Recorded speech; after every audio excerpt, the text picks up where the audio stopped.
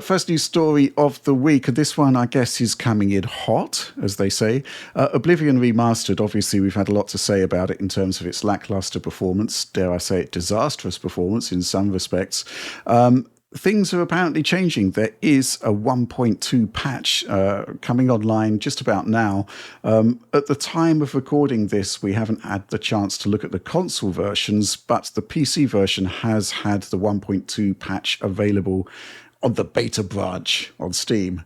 And Alex, you spent some time taking a look at it. Now, looking at the patch notes, there's a lot going on there in terms of specific optimizations for specific areas. But I think the thing that we're most interested about is basically the foundational problem with Oblivion Remastered, which is that it's kind of like a sector-based system for traversal. And when you move from one sector to another, you get this gigantic stutter. It happened in the original game. It happens even today in the Remastered.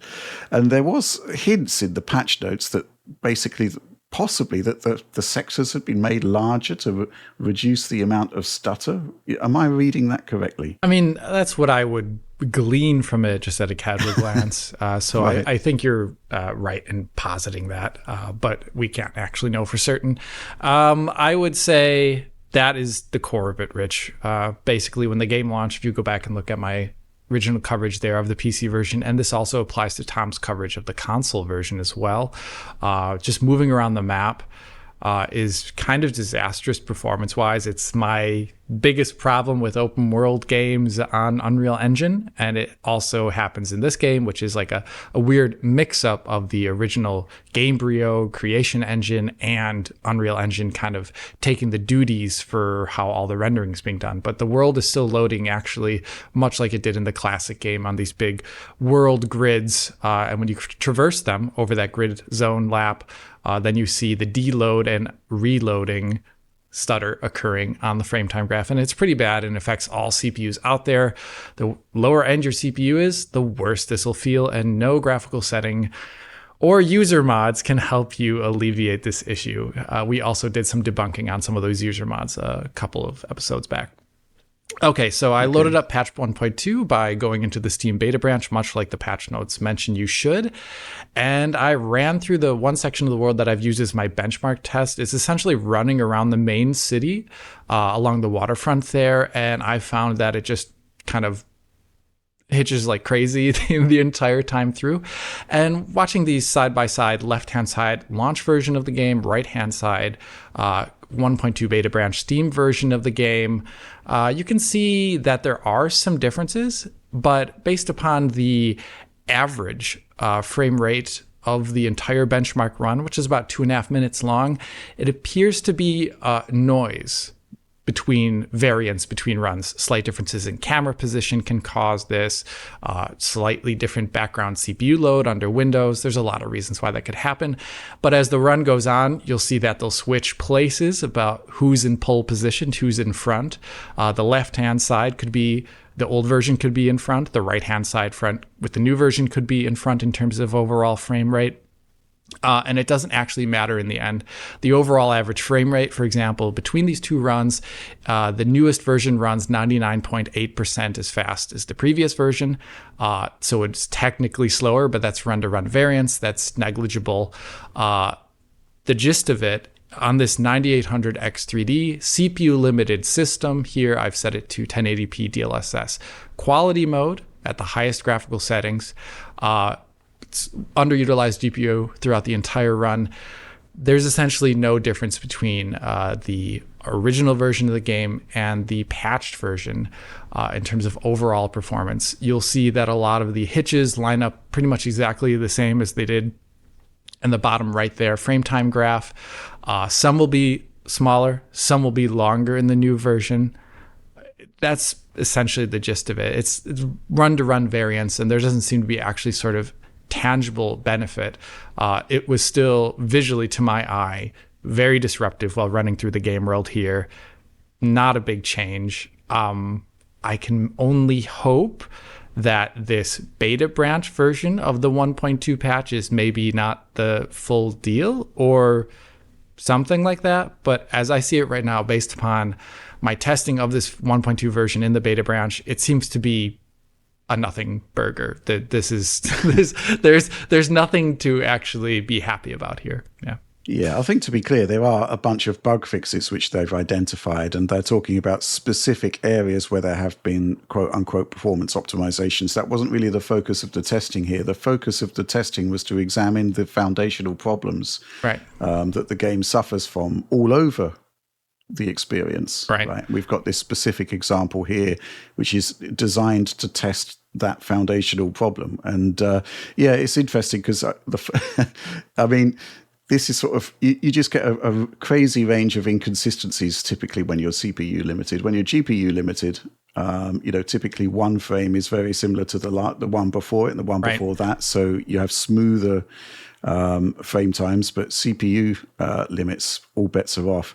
And the first half, it does seem to be the case that frame times are actually improved with the new patch, but then you go to the second half and it's basically the same or worse. Yeah. So I do believe you're quite correct there. It's just run-to-run variance, and the foundational problems we've been talking about don't appear to have been fixed, which, I mean, there's a lot of work to be done there. Actually, when I was talking about the sector size being larger, it was kind of like my theory based on what the patch notes were actually saying, where it was talking about reduced stuttering in the open world. Mm-hmm. That would be pretty much the only way I think you could do it, by making the cells larger to reduce the deload. Reload. Frequency, essentially, yeah. Just the amount of points in the world where it potentially could occur would go down just by the sectors being larger, but at the cost of maybe using more RAM and VRAM, something that I think most people would find reasonable these days as an option, a selectable option to reduce that, especially since the main CPU load in this game now is essentially coming from the graphical side of it. It's, if you're looking at this, is CPU limited footage of the game running at 9800x3D, and you still see it is commonly below 100 FPS. That's definitely not coming from the original Oblivion code at this point. It's coming from all the essentially draped over graphics that you're seeing on top of it, the cost of that on the CPU, which still is very, very high. Yeah. Mm-hmm. I mean, I'm curious what you think about this, Oliver. I think this is really annoying because this game seems like a really good remaster, or I think we'd probably call it a visual remake in a lot of respects, right? It's a pretty wholesale reimagining of this game, and it's just not performant enough to get a satisfactory experience, at least in my own experience, and I'm sure in Alex's experience here. A ton of work has gone into this game, but it's like, I feel like if you aren't getting that fundamental fluidity, then, I don't know, it just feels like a very unsatisfying remaster in the end, because if you're not getting that fundamental fluidity that was available in the original code, then at least on modern hardware, then exactly where are we at in terms of achieving that really high quality experience for players? That's not to say that it can't be like less performant than that original code on modern hardware, but it shouldn't have these stutters, right? 100 FPS sounds nice, but if it's 100 FPS with stutters and constant little frame time spikes, that's not a very good experience. I don't know if this will be improved, or if it's just a matter, like, I know that John was playing this game with like extreme frame generation and he was getting like a serviceable enough result. I don't know if that's quite the answer, or a satisfactory answer for a lot of players, but that seems to be the only way you can go, really, to kind of smooth out some of these stutters to a level where it would feel perceptually reasonably smooth. I'm not sure if input lag would be a problem there. I'm not sure if visual artifacts would be a problem there, but that's what I've heard, at least, is the right way to go about this in terms of getting an okay visual experience. Yeah, I mean, that is one way that you can mitigate stutter, which is simply to slow the game down. Mm-hmm. Yeah. It's not ideal, but yeah, that is a strategy. Maybe we should do a video at some point, because you can obviously lower the base frame rate and then use frame interpolation, frame generation to get a smoother experience. But we've often sort of debunked, we're going to be hearing the word debunked a lot in this direct, by the way.